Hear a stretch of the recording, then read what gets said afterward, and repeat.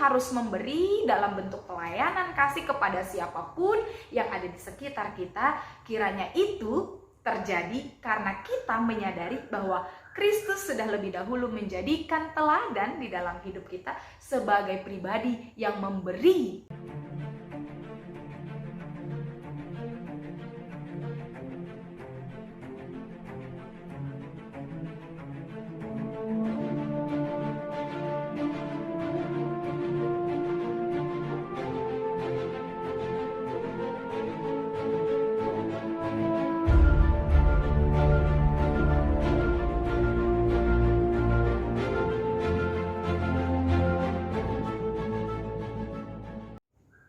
Selamat berjumpa kembali saudara-saudari yang terkasih dalam Kristus Yesus.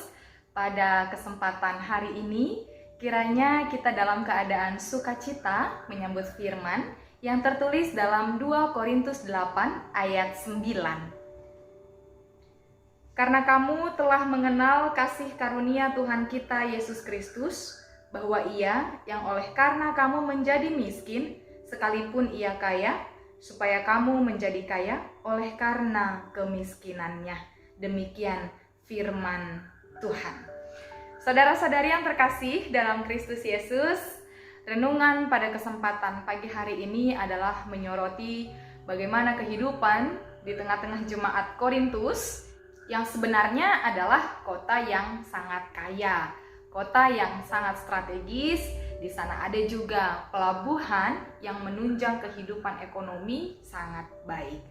Namun pada kenyataannya, dalam melangsungkan pelayanan kasih, jemaat Korintus masih perlu banyak belajar. Sehingga ketika Paulus memberikan suratnya kepada jemaat Korintus, dia mengambil contoh yaitu jemaat Makedonia yang sebenarnya banyak keterbatasan, banyak ketidakmampuan, tapi dengan apapun yang mereka mampu, jemaat Makedonia masih memberikan yang bisa mereka berikan demi pelayanan kasih. Lalu Paulus juga menambahi bahwa dengan segala kemampuan, bahkan melampaui kemampuan jemaat-jemaat yang ada di Makedonia, mereka masih sanggup untuk memberikan apa yang menjadi kebutuhan dalam pelayanan kasih, menjadi berkat bagi orang lain. Lalu ketika Paulus menyampaikan ini kepada jemaat di Korintus, Paulus berharap agar jemaat Korintus ketika memberi bukan karena mengharap balas, tapi benar-benar ikhlas memberikan, karena yang perlu dijadikan contoh dan teladan di sini adalah Kristus itu sendiri. Kristus yang kaya merelakan dirinya menjadi miskin untuk kekayaan kita. Nah, apa yang mau disoroti di sini? Kristus yang adalah kaya menjadi miskin. Kristus yang kaya itu benar-benar merendahkan dirinya menjadi miskin dengan memberikan penebusan kepada tiap-tiap manusia, tiap-tiap orang percaya, dengan merelakan dirinya mati untuk kehidupan kita. Merelakan dirinya menjadi miskin untuk kekayaan kita. Jadi kekayaan di sini yang mau kita soroti adalah keselamatan yang diberikan oleh Kristus sendiri oleh karena kasih karunia Kristus. Maka di ayat yang ke-9 ini dinyatakan di sana, karena kamu telah mengenal kasih karunia Kristus. Kalau bisa kita lihat lagi di dalam ayat yang ke-7, di sana dikatakan bahwa jemaat di Korintus itu sangat kaya. Kaya dengan perkataan, kaya dengan pengetahuan, kaya dengan kesungguhan untuk membantu.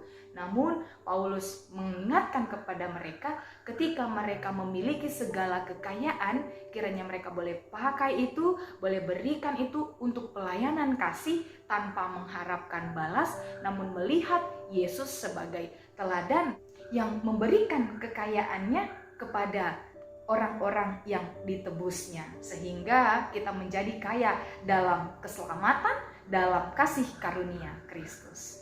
Saudaraku yang terkasih dalam Kristus Yesus, kita sering melakukan pelayanan kasih, apapun pekerjaan kita, apapun yang kita lakukan, bagaimanapun latar belakang kita sering melakukan pelayanan kasih.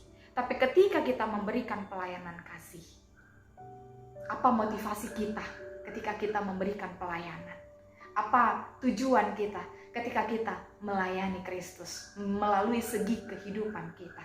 Mari untuk tidak mengharap balas dari manusia, untuk tidak mengharap apapun, mari untuk tidak memahami bahwa ketika memberi kita akan diberkati.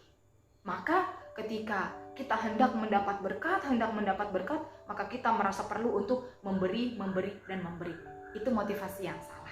Tapi ketika kita harus memberi dalam bentuk pelayanan kasih kepada siapapun yang ada di sekitar kita, kiranya itu terjadi karena kita menyadari bahwa Kristus sudah lebih dahulu menjadikan teladan di dalam hidup kita sebagai pribadi yang memberi tanpa mengharap balas. Nah, begitu juga dengan kita diarahkan melalui firman hari ini.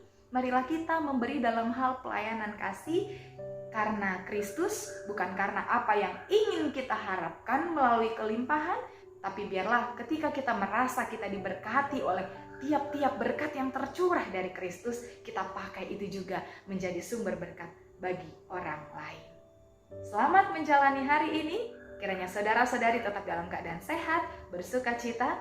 Tuhan Yesus memberkati.